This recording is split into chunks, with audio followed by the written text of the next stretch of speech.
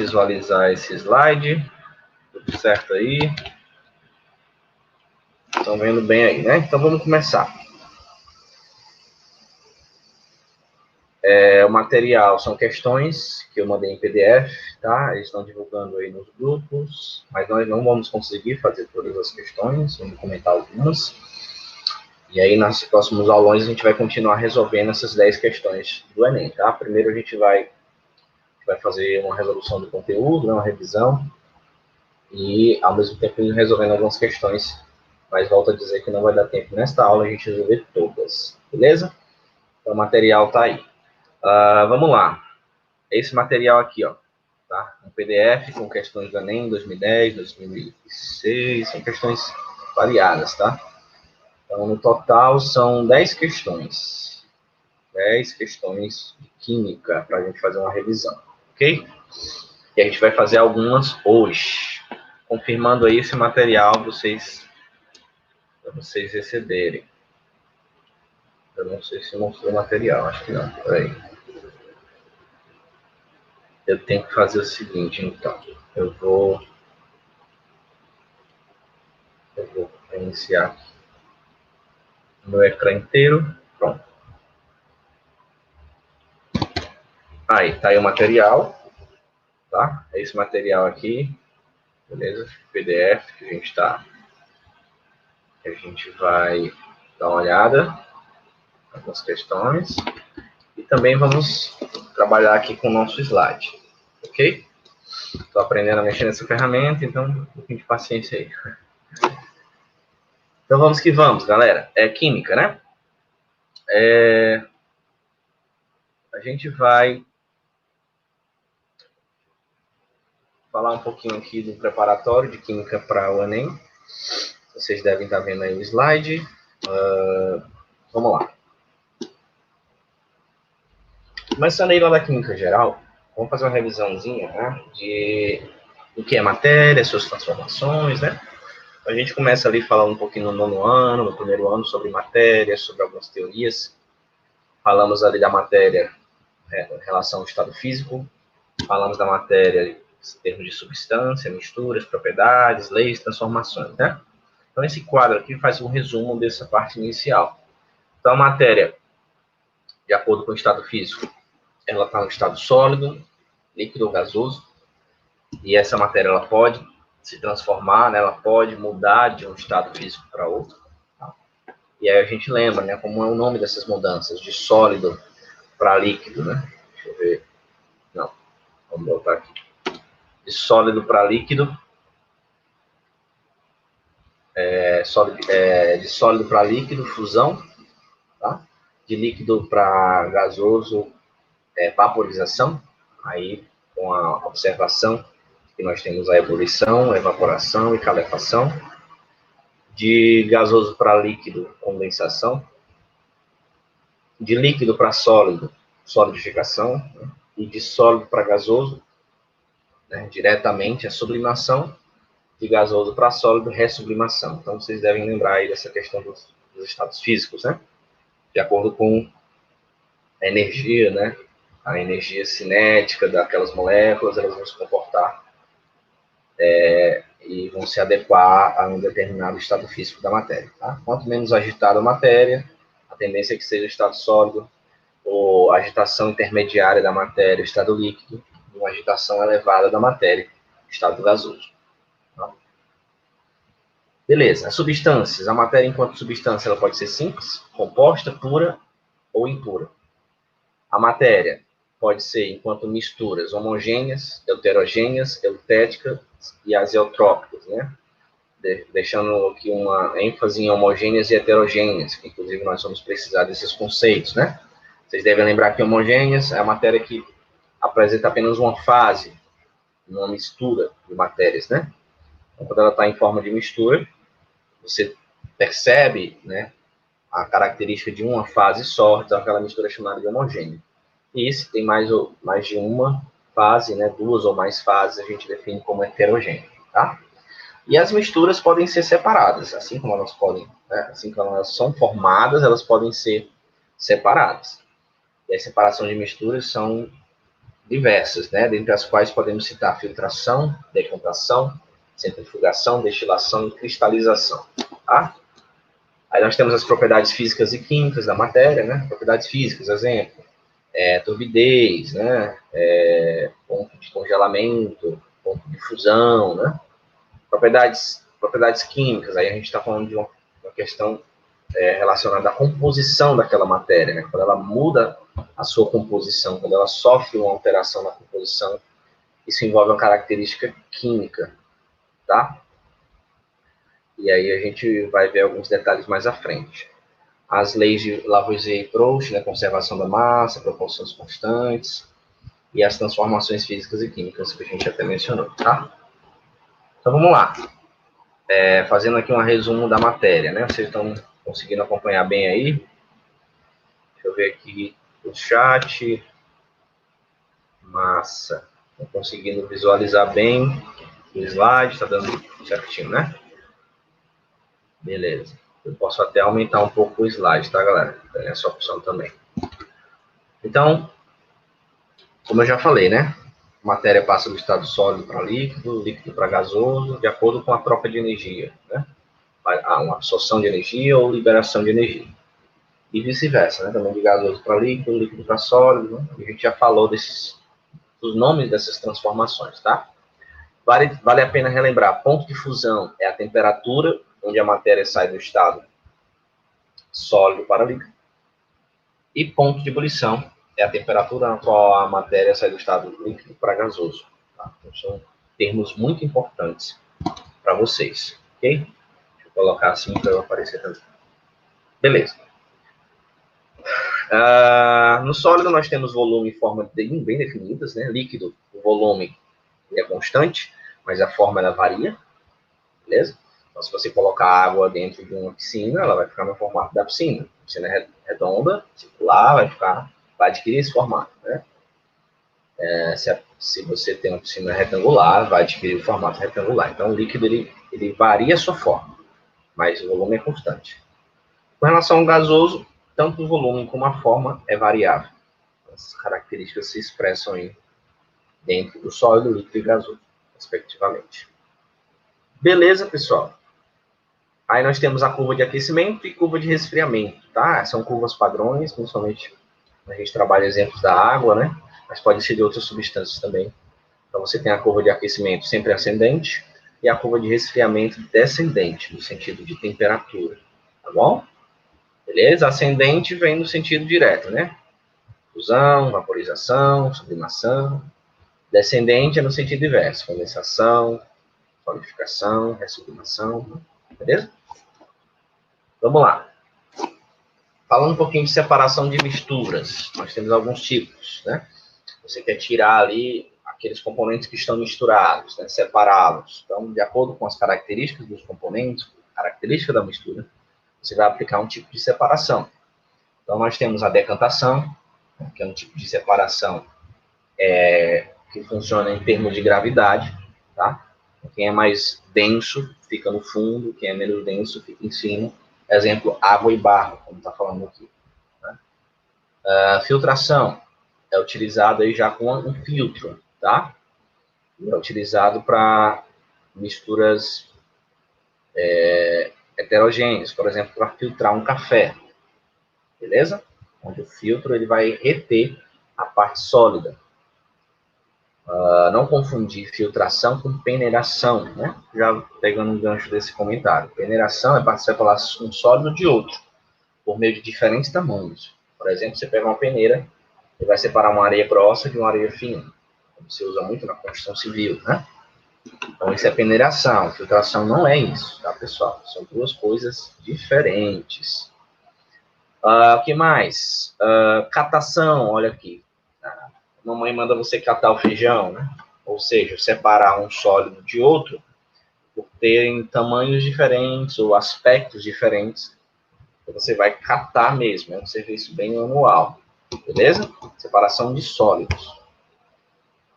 O que mais? Destilação simples, que é para fazer água destilada, por exemplo. Ele trabalha por meio de aquecimento e resfriamento, né? Serve, por exemplo, para separar sal da água. Isso aqui pode ser aplicado a misturas homogêneas, são misturas mais difíceis de separar, beleza? Então, a destilação serve, por exemplo, para separar sal da água. Então, ele utiliza ponto de ebulição, utiliza resfriamento também, tá? Condensação, nesse processo aqui. Centrifugação, né? Serve para separar um líquido de outro líquido, por exemplo.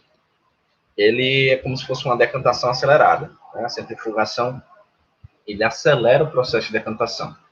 Então, em vez de você esperar todo o barro descer por gravidade, ali, se separar da água, você pode acelerar esse processo fazendo uma centrifugação, né? Isso faz com que você não perca tanto tempo. Separação magnética aqui, galera, ó, separa sólidos ferroelétricos, né, materiais metálicos, né, que são suscetíveis à força magnética. Então, separação magnética é muito voltado para separação de metais dentro de um líquido ou entre sólidos mesmo, tá? Aí aqui ele traz uma tabela com alguns exemplos de separação, né? Misturas heterogêneas e misturas homogêneas. Misturas heterogêneas você pode aplicar uma decantação, uma filtração, uma centrifugação, catação, né? Flotação, separação magnética. Já a mistura homogênea, que é um pouco mais difícil de separar, você pode aplicar uma separação do tipo destilação simples, destilação fracionada, e assim por diante. Beleza? Vamos para a questão?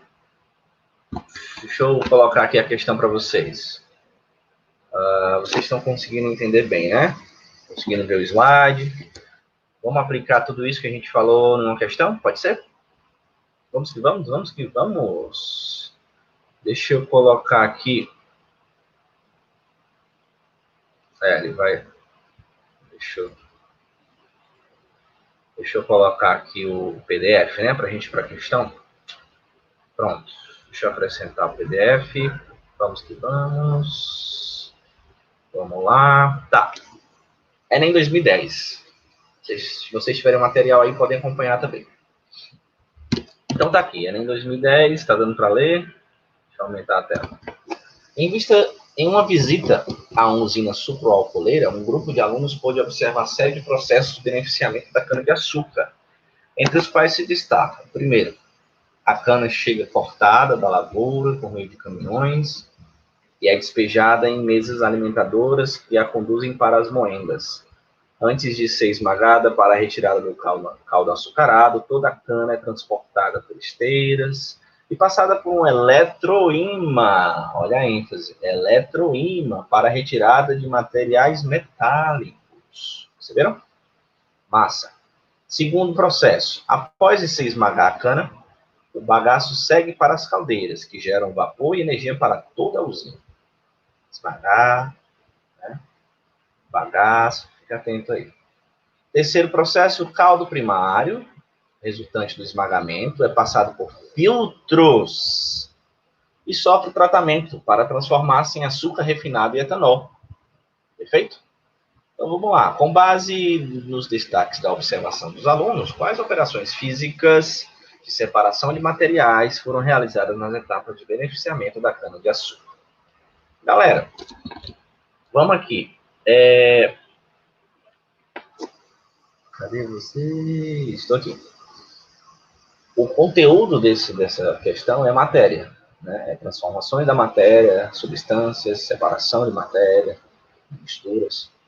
Então, a primeira coisa, você tem que visualizar aí qual é a matéria que está sendo tratada, né? Qual é a ideia da questão, para você entender o conteúdo. Feito isso, a gente agora vai reler os pontos principais da questão, para a gente conseguir fazer da maneira eficiente, tá? Então tá aí, ó.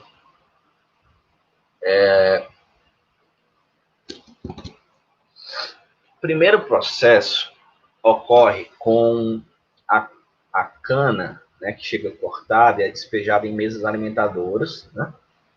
E antes de ser esmagada para retirar o caldo, toda a cana é transportada por esteiras e passa por um eletroímã para a retirada de materiais metálicos. Então tá aqui. A resposta tá aí. Que tipo de separação é essa? Né? Ele está perguntando que tipo de separação. Olhem os itens aí. Né? Então, a separação que envolve um eletroímã, que quer separar materiais metálicos da mistura, não tem dúvida que é a separação magnética, tá, pessoal? Falando em separar materiais metálicos de uma mistura, é a separação magnética. Não tem para onde ir. Professor, mas essa imantação é a mesma coisa, tá, pessoal? Que separação magnética, são sinônimos. Ok? Então, nós já temos aí o primeiro tipo de separação. Segundo, após se esmagar a cana, olhe essa expressão, esmagar. Quando você esmaga a cana, você vai fazer o quê? Uma extração. Tá? Você vai extrair o caldo daquela cana de açúcar ao esmagar. Perfeito? Então, seria aí uma extração. Tá? Assim como você faz com chá, né? Assim como se faz com outros tipos de processo. Terceiro tipo, o caldo primário resultante passado por filtros. Então, destaca aqui essa palavra filtro. E você mata o tipo de separação aí, né? Mata a charada. Filtro, filtração. Não tem para onde correr, tá? Então, seguindo a ordem, nós temos separação magnética, nós temos extração, nós temos filtração. E o item correto para essa questão é o item C. Amém, irmãos? Deu para entender?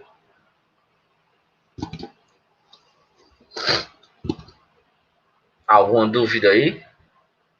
Item C, tá? Alguém quer perguntar? Alguém tem alguma dúvida sobre essa questão aí? Então, são os tipos de separação, né? É o que está envolvido nesse conteúdo, tá bom? Beleza? Ok. Já que todo mundo entendeu, vamos seguir em frente. A questão 2 vai falar um pouquinho já de misturas homogêneas, heterogêneas, tá? Então, a gente vai trabalhar essa questão de misturas. A gente já falou um pouquinho sobre elas, tá bom? Então, já dá para a gente resolver. Olha aí a questão 2, 2006. Observe os dados listados na tabela a seguir. Água, álcool e gasolina. Onde a água tem sua densidade igual a 1 grama por centímetro cúbico, o álcool 0,78 gramas por centímetros cúbicos e gasolina 0,65 gramas por centímetros cúbicos. Perfeito? Beleza. Então, com base nas propriedades físicas, é possível, por exemplo, extrair o álcool que é adicionado à gasolina comercial. Esse procedimento pode ser feito da seguinte maneira. A um determinado volume de gasolina, adiciona-se o mesmo volume de água. A mistura é agitada e a seguir colocada em repouso. Forma-se, então, um sistema bifásico, que pode ser separado com a ajuda de um funil de separação. Tendo com base os dados da tabela, podemos afirmar que neste procedimento ocorrem os seguintes fenômenos. Perfeito. Então, vamos imaginar a experiência. Vocês estão... Ah, Davi. Vamos lá, vamos concentrar aqui. Já já a gente conclui essa aula. Então, nós temos aqui, a pessoa vai fazer o quê, né? Às vezes, para testar a qualidade da gasolina, eles fazem isso. Eles pegaram aqui um determinado volume de gasolina, adicionou-se o mesmo volume de água. Então, misturou lá, água e gasolina. Perfeito? A mistura é agitada e a seguir colocada em repouso. Então, misturou água e gasolina, no mesmo recipiente, misturou, agitou e deixou em repouso. Forma-se, então, um sistema bifásico, duas fases, que pode ser separado com a ajuda de um funil de separação. Ok? Funil de separação, que tem sido utilizado aí na decantação.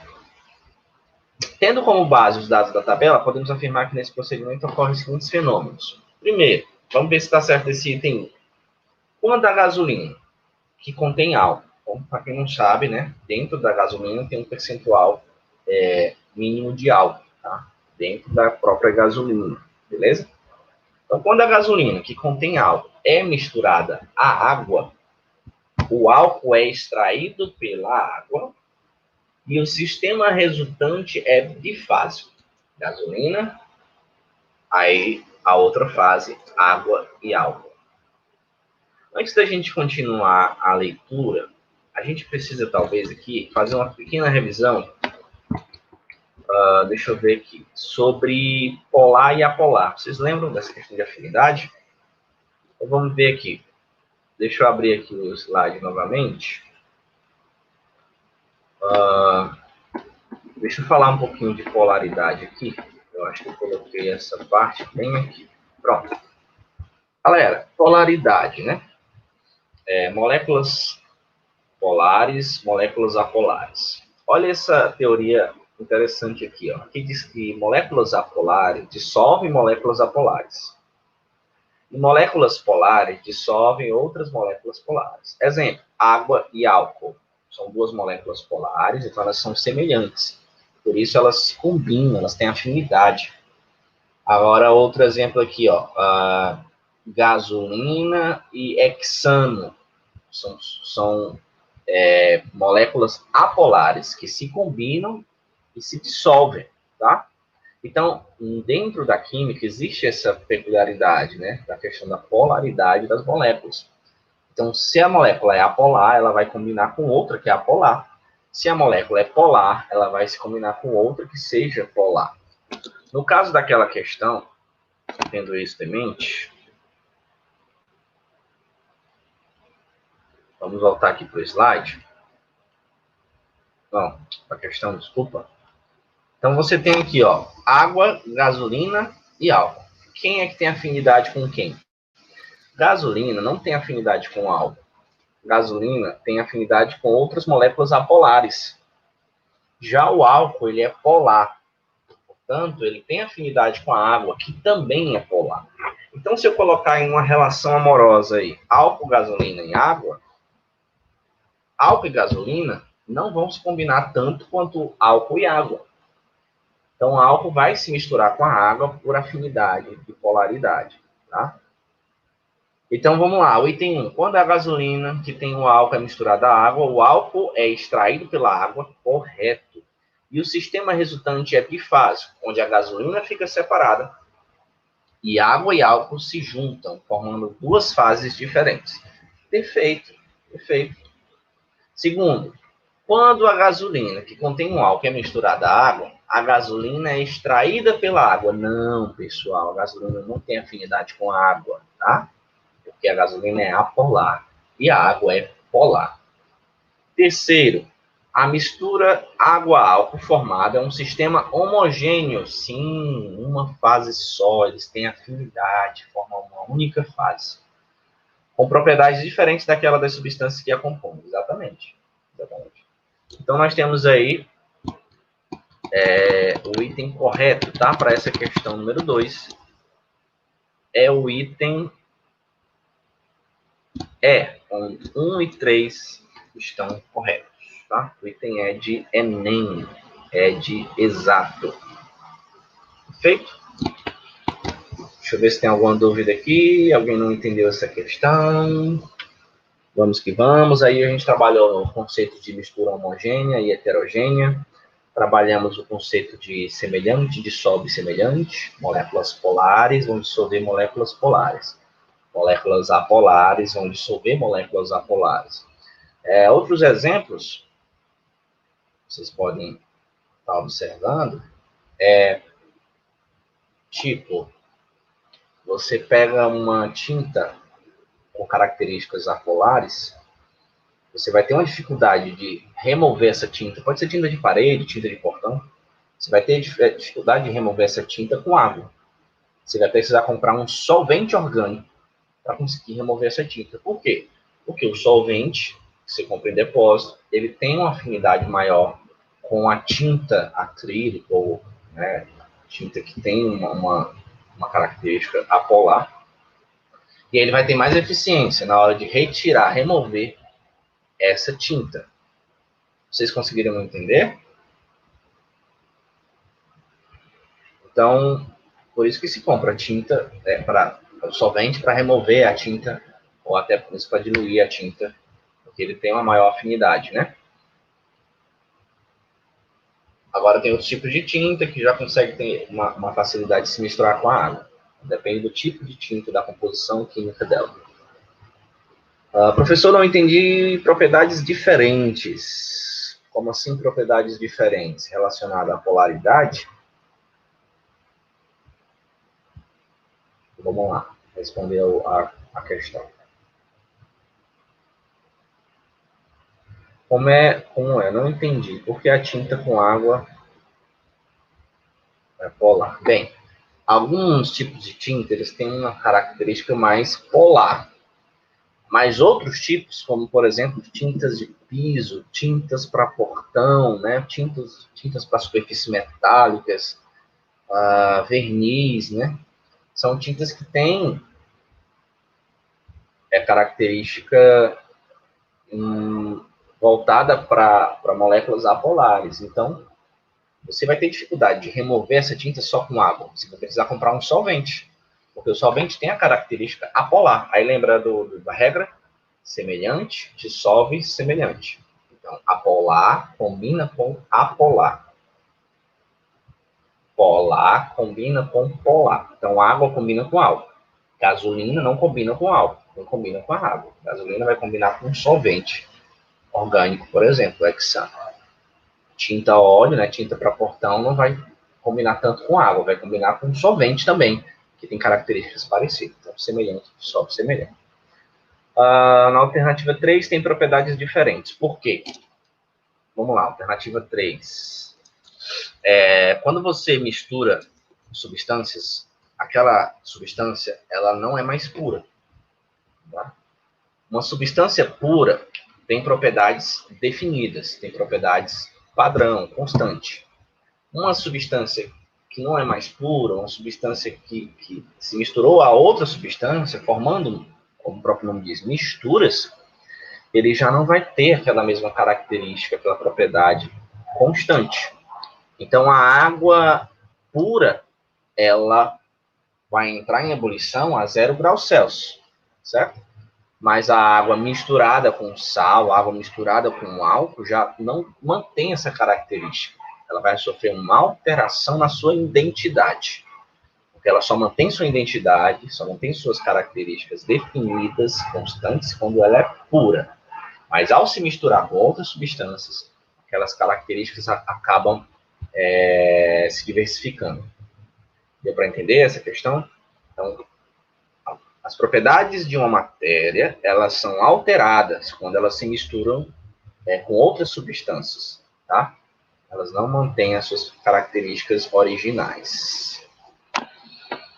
Ok, vamos falar um pouquinho de modelos atômicos. Falar de átomos, tá? Então vamos aqui para o nosso... Estou aprendendo ainda, viu, pessoal? Eu vou colocar aqui o nosso slide. Vamos voltar para propriedades da matéria. Olha aqui. Modelos atômicos. Eita, vamos relembrar isso lá do passado, né, galera, do terceiro ano. Dalton, né, Demócrito, né, primeiro, Dalton, Thomson. Então, são modelos de teóricos, né, de cientistas que estudavam como a matéria se comportava, de onde ela vinha, qual era a sua origem. Né? Antigamente não havia a tecnologia que se tem hoje, então era muito por meio de observação. Então, Demócrito começou a estudar aquilo, analisar, e disse que o átomo era uma partícula indivisível. Então, você pegava uma substância, uma esfera, e ia começar a cortar, até o ponto de aquela esfera ou aquela matéria não conseguir mais ser dividida. Ele definiu isso como um átomo, o momento em que a matéria não consegue mais ser divisível, né? Tá? Aí depois nós temos Dalton, né, nessa mesma ideia, falando que os átomos são indivisíveis, eles são indestrutíveis. Ele comparou o átomo a uma esfera maciça, como se fosse uma bola de sinuca. Por isso, o seu modelo ficou conhecido como bola de bilhar. Perfeito? Então, quando falar em Dalton, vamos lembrar desses itens principais aqui, né? Esse é um mapa mental, tá? Para ajudar nos estudos. Depois de Dalton, veio Thomson, para melhorar a teoria de Dalton. Então, Thomson fez algumas experiências com raios catódicos e ele concluiu que o átomo, de fato, era uma esfera, mas era uma esfera com cargas, né? Dalton não falou que havia cargas, ele disse que era maciça, não tinha nada dentro. Já Thomson não, ele falou que tinha cargas, tá? Era uma esfera positiva incrustada de cargas negativas. Seria ali o modelo pudim de passas. Tá? Então, ficou conhecido dessa forma o modelo de Thomson. Então, nós vemos aí um avanço, né, na teoria, principalmente por conta da descoberta das cargas positivas e negativas dentro daquela esfera que se configurava como átomo. Depois de Thomson veio o Rutherford. Aí o Rutherford fez lá a experiência com partículas alfa radioativas e percebeu que no centro daquela esfera havia uma massa, tá? Uma massa concentrada, onde a radiação batia e refletia, batia e voltava. Então ele chamou aquela massa central do átomo de núcleo.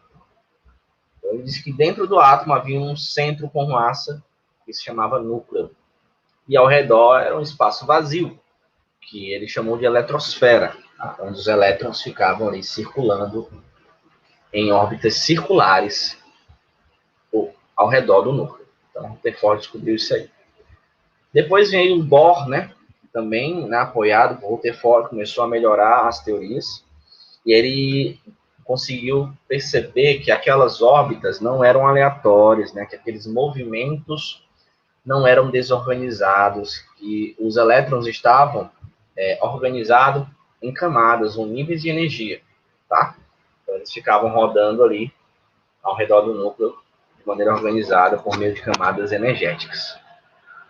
Vamos ver aqui um pouquinho das fotos, né? Dalton aí, dizendo que era uma esfera, o átomo, esfera indivisível. Thomson já mostrou que essa esfera tinha cargas positivas e negativas. Rutherford já entendeu que havia um centro, um núcleo com massa, tá? E ao redor desse centro haviam elétrons rodando, né? Orbitando ao redor do núcleo, como se fosse um sistema planetário. E Bohr entendeu que havia camadas de energia. Esses elétrons não eram distribuídos de maneira desorganizada. Eles estavam organizados nessas camadas de energia, tá? Galera, sabendo disso, a gente pode dar uma olhada aí na questão, né? Vamos ver a questão? A questão vai ser essa daqui. A questão 3, ok? Todo mundo visualizando aí, né? Historicamente, a teoria atômica recebeu várias contribuições de cientistas, assinando a opção que apresenta na ordem cronológica correta os nomes dos cientistas que são apontados como autores dos modelos atômicos. Então, eu trouxe aqui os principais autores dos modelos atômicos, né? Aí você já vê de cara, ó, Dalton, Thomson, Rutherford e Bohr, a gente acabou de falar. Perfeito? Então, já de cara, a gente já viu o item correto, né? Os principais autores aí dos modelos atômicos, Dalton, Thomson, Rutherford e Bohr. Perfeito? Então, a questão 3 aí, o item A. Alguma dúvida? Essa questão parece ser simples, né, pessoal? Vocês tiveram dificuldade aí? Vou estar tranquilo. Letra A de aprovados. É isso aí. E aí? Tranquilo essa questão? Deu para lembrar aí uns conceitos de teoria atômica, de modelos atômicos?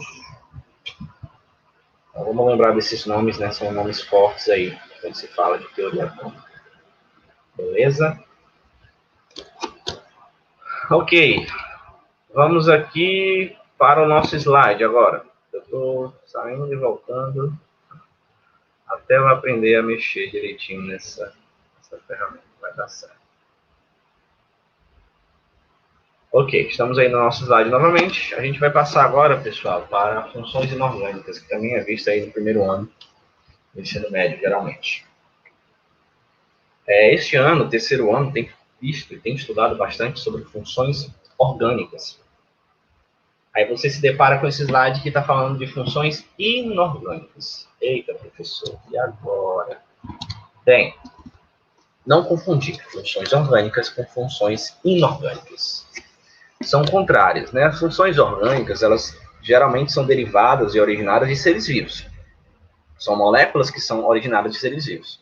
Como é o caso do petróleo, que a gente falou, né? Que se origina, teoricamente, dos dinossauros, fósseis dos dinossauros, e de matéria orgânica que vai se decompondo na natureza. Já as inorgânicas não vêm de seres vivos, né? Ela tem origem em sais, né, em rochas, no solo, né, de coisas que não são vivas, por assim dizer, né? Então, por exemplo, sal de cozinha, calcário, o gesso, né, Exemplo de substâncias de origem inorgânica, tá? Só para a gente deixar claro de onde vêm essas substâncias. Ok?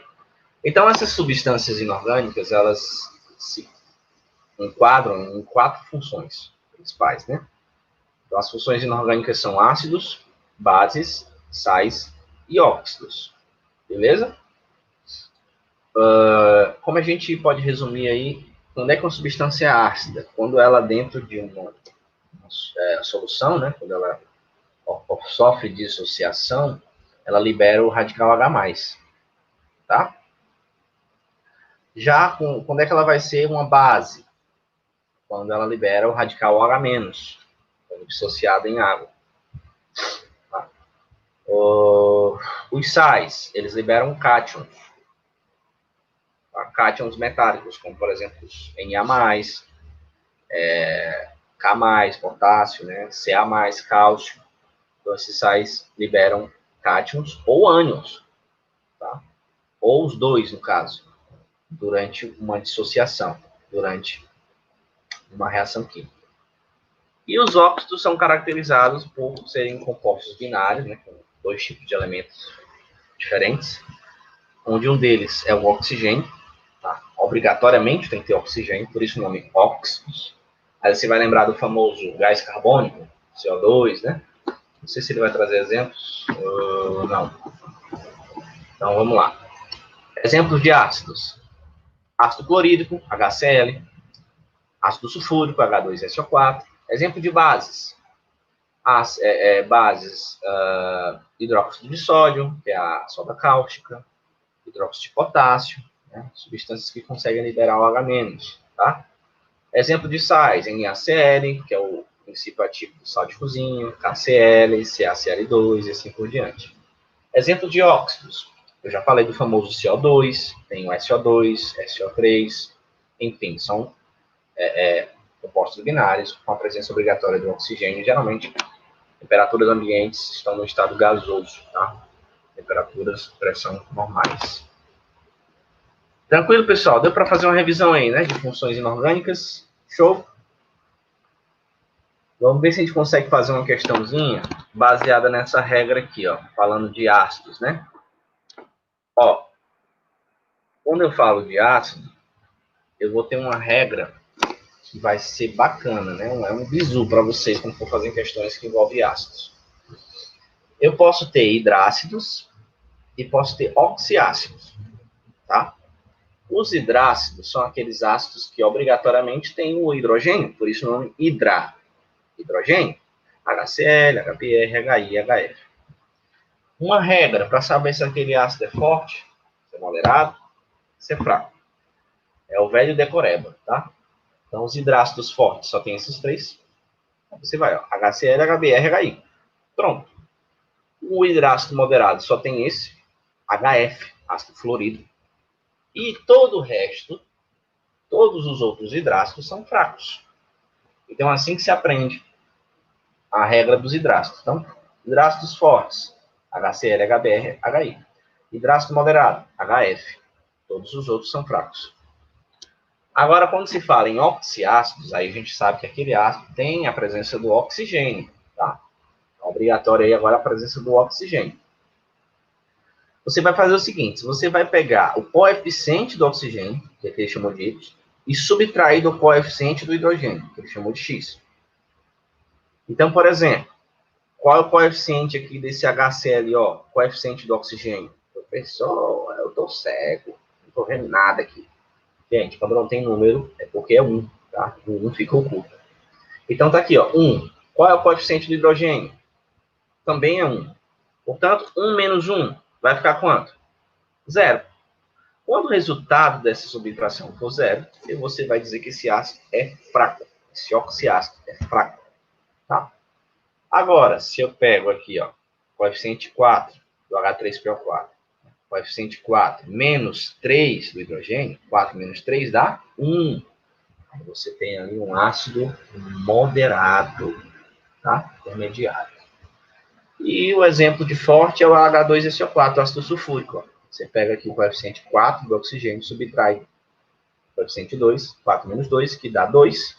Então você tem um ácido forte. Essa é a regra para hidrácidos e oxiácidos, tá bom? Vamos para a questão agora? Vamos para a questão. Colocando aqui na questão, material de vocês, é a questão... Vou pular um pouquinho, tá? Vamos para a questão 5. Amém? Então, vamos lá. Era em 2009, o processo de industrialização tem gerado sérios problemas de ordem ambiental, econômica e social, entre as quais se pode citar a chuva ácida. Então, preste atenção nessa parte aqui, a chuva ácida, né? É o foco da questão. Os ácidos, usualmente presentes em maiores proporções na água da chuva, são ácido carbônico, né, H2CO3, formado pela reação de CO2 e atmosférico com a água. O ácido nítrico, HNO3, ácido nitroso, HNO2, ácido sulfúrico, H2SO4 e ácido sulfídrico, H2SO3, tá? Ou sulfuroso. Esses 4 últimos são formados principalmente a partir de reação da água com os óxidos de nitrogênio e de enxofre gerados pela queima de combustíveis fósseis, tá? A formação de chuva mais ou menos ácida depende não só da concentração do ácido formado, como também do tipo de ácido. Essa pode ser uma informação útil na elaboração de estratégias para minimizar esse problema ambiental. Se consideradas concentrações idênticas, quais dos ácidos citados no texto conferem maior acidez às águas das chuvas? Então, galerinha, aqui está falando de chuva ácida. Falou aqui de alguns ácidos encontrados nessa chuva, como o ácido carbônico, H2CO3, HNO3, HNO2, H2SO4 e H2SO3. Ele quer saber qual dos ácidos citados no texto confere maior acidez a águas das chuvas, né? Aí a gente vai aplicar aquela regrinha do slide, né? Subtrai o coeficiente do oxigênio menos do hidrogênio. Então, vamos lá. 3, né? 3 menos 1 vai ficar 2. Oxiácido forte. 2 menos 1 vai ficar 1, moderado. Não, ele quer forte, né? Qual vai conferir maior acidez? Ácido sulfúrico, ó, 4 menos 2, 2, ácido forte. 3 menos 2, 1, ácido moderado. Seguindo aquela regra. 3 menos 2, 1, né? Moderado. Agora vamos para o item D, ó. 4 menos 2, 2, ácido forte, oxiácido forte. 3 menos 1, 2, oxiácido forte. Então, nesse item, nós temos os dois sendo oxiácidos fortes, diferente dos demais itens, onde um era forte, outro era moderado, e assim por diante. Então, nós temos o item D como o item correto, porque esses dois ácidos, ácido sulfúrico, né, H2SO4, e ácido nítrico, HNO3, são oxiácidos fortes. E eles vão conferir uma maior acidez àquela água da chuva. Deu para entender essa questão usando aquela teoria? Deu para entender, galerinha? Manda um alô aí no chat. Dá um alô. Dá um feedback para que o professor possa saber se vocês estão entendendo. Tudo certo? A Hanna disse que é o item D, então ela entendeu. Clarice, pessoal aí, deu para entender. Show! Então, aplicando aquela teoria, a gente resolve essas questões, né, de acidez, né, rapidinho, tá? Lembrando ainda que processo de neutralização. Um ácido neutraliza uma base neutraliza um ácido. Né? Então, se você quer diminuir a força de um ácido, você joga uma base. Se você quer diminuir a força de uma base, você joga um ácido. Né? Eles se neutralizam, tá, pessoal? Essas substâncias são opostas, então elas se neutralizam. Tá? Depois a gente vai até fazer questões disso aí também. Tá? Mas hoje foi só um início, né? Hoje foi só algumas questões, a gente resolveu metade, né? Próxima aula a gente vai resolver o restante. E a gente vai continuar nesse material, por isso não percam, continue tentando fazer as questões desse material, tá?